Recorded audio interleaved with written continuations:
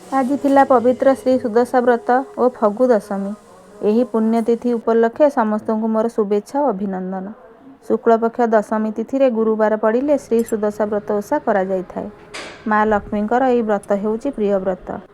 ଆମେ ହିନ୍ଦୁ ଘରର ପ୍ରତ୍ୟେକ ନାରୀମାନେ ମା ଲକ୍ଷ୍ମୀଙ୍କର ଏହି ଓଷା ପୂଜାଟିକୁ କରି ମା ଲକ୍ଷ୍ମୀଙ୍କ 10 ନାମରେ 10 ଗଣ୍ଠି ପକାଇ ବ୍ରତଟିକୁ ଡାହାଣ ହାତରେ ଧାରଣ କରିଥାଉ। ଏହି ବ୍ରତ ଧାରଣ କରିବା ଫଳରେ ପ୍ରତ୍ୟେକ କୁଦଶା ସୁଦଶାରେ ପରିଣତ ହୋଇଥାଏ। ବହୁତ ନୀତି ନିୟମର ସହିତ ଏହି ବ୍ରତ ଓଷାଟି ପାଳନ କରାଯାଇଥାଏ।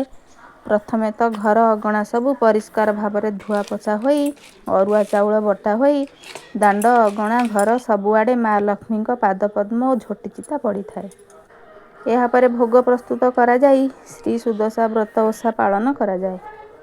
ଏହି ପୂଜାରେ ମୁଖ୍ୟତଃ ଭୋଗ ଲାଗିଥାଏ 10 ପୁରରେ ଦିଆଯାଇ ସିଝା ମଣ୍ଡା, ଯାହା ଅରୁଆ ଚାଉଳକୁ ଗୁଣ୍ଡ କରି ସେହି ଚାଉଳ ଗୁଣ୍ଡକୁ ଜନ୍ତା ଯାଇ ସେଥିରେ 10ଟି ଜିନିଷରେ ପୁର ପ୍ରସ୍ତୁତ କରାଯାଏ। ଆମର ଆଜି ପୁରରେ 10ଟି ଜିନିଷ ଥିଲା: ନଡ଼ିଆ, ଦହି, ଛେନା, ଗୁଡ଼, ଗୋଲମରିଚ ଗୁଣ୍ଡ, କ୍ଷୀର, ଦହି, ଭୋଗରେ ଲାଗୁଥିବା କର୍ପୂର, ଅଦା, ଘିଅ ଓ ରାଶି।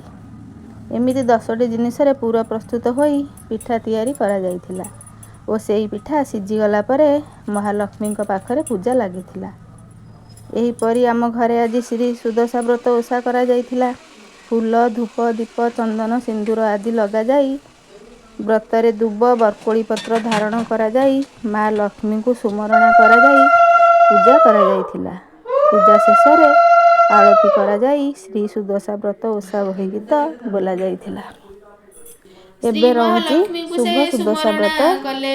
ଜୟ ମା ଲକ୍ଷ୍ମୀ 10 ଲକ୍ଷ୍ମୀ। ନାମ ଧରି ବ୍ରତେ ଗଣ୍ଠି ଦେଲେ।